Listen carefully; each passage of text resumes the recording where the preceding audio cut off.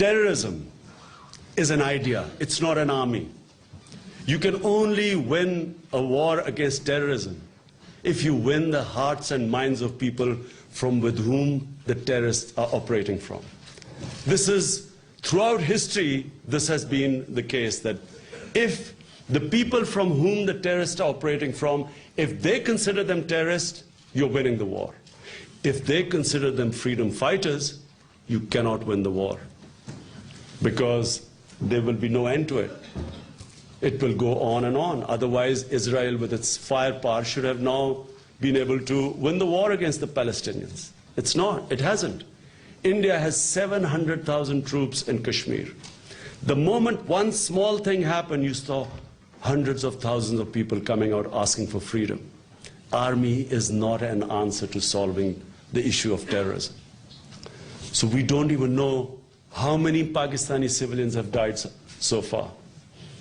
We know that last winter, just out of Waziristan, there were 150,000 refugees. Out of Bajaur, last month, there were 500,000 refugees. So imagine what the army is doing to its own people. In this war on terror, they are using F-16s and helicopter gunships.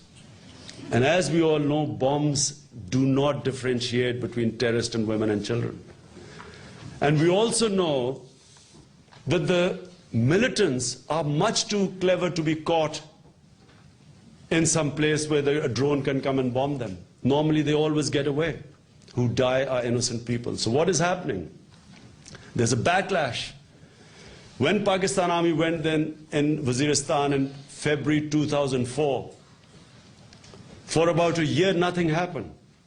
And when the Pakistan Army, in serving their paymasters, because they were getting $70 million a month a salary, when they went chasing 800 to 1,200 Al-Qaeda, this is the total number of Al-Qaeda, by the way, and this is how ridiculous the whole thing is.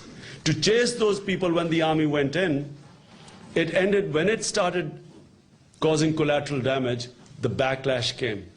And by 2007, there were so many Pakistani soldiers dying that the army was forced to hold dialogue, a peace dialogue, start a peace initiative. And understandably, the army had no motivation in fighting these people. They did not see any reason in fighting the people, so you had soldiers surrendering in droves. 250 soldiers surrendered to 10 Taliban. They had no will to fight. So when the army in the end was forced to hold dialogue, and at the same time there was a blowback, 65 suicide bomb attacks in Pakistan last year.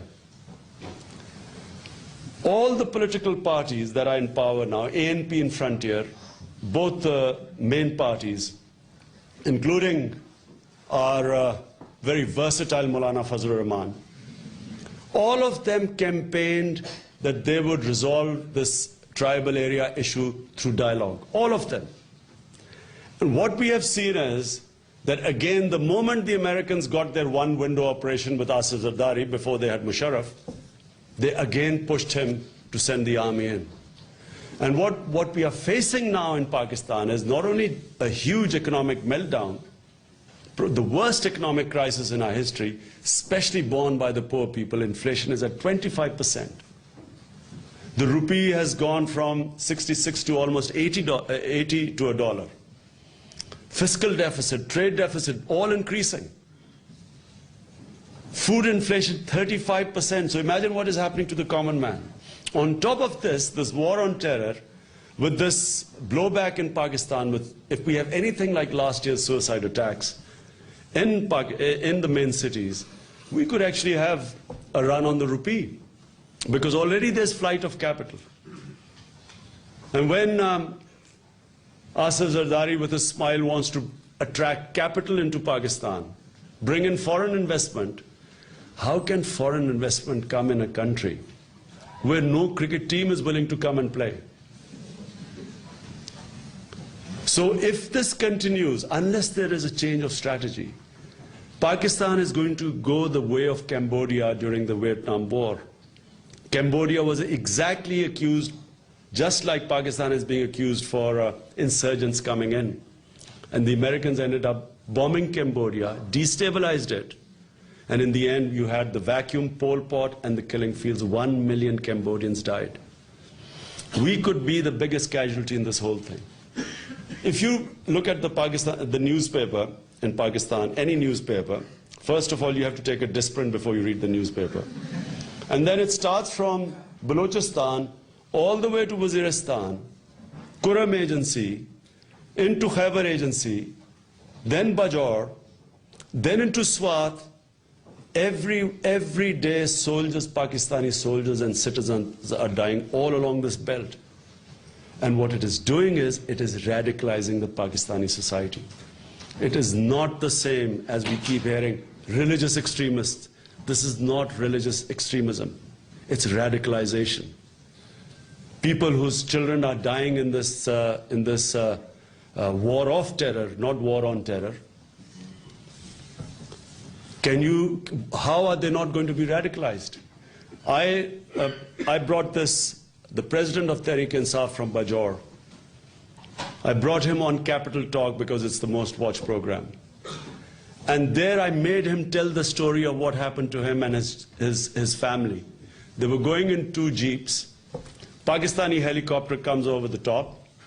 They are given instructions that whenever the Pakistani helicopter comes in the agency, they all have to get out of stop their cars, get out, put their hands up. So that's what they did. The helicopter came back and shelled them.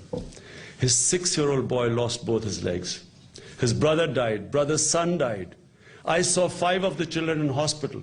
You know, when you read the 20 dead and 70 injured, those 70 who are injured, a lot of them you would want them to die because they are minus legs, minus arms. Because, you know, when you shell people, it's the worst way of doing it because it leaves the injured in no state to look after themselves. And the state doesn't look after them. There's no one to look after them. So I brought him on television to tell the story of what happened to him. And then I asked him, how are you going to respond to that? He said, where will I go? Have I got a court of law to go which will redress this injustice done to me? Or will I go to the Taliban to go and pick up a gun and fight the army? And that's what's happening. That's why this movement is growing. That's why this war is not winnable. It's a disaster both for the Americans, a bigger disaster for Pakistan. And all this in the name of pragmatism. This is being done. You have ruling elite in Pakistan sitting in these drawing rooms every day saying, but what else could we do? Otherwise the Americans will do it. So because the Americans might do it, we might as well kill our own people ourselves. And given the situation now, the economic situation, they do not have the capacity to go into the tribal area. That's why they are pushing the Pakistani army.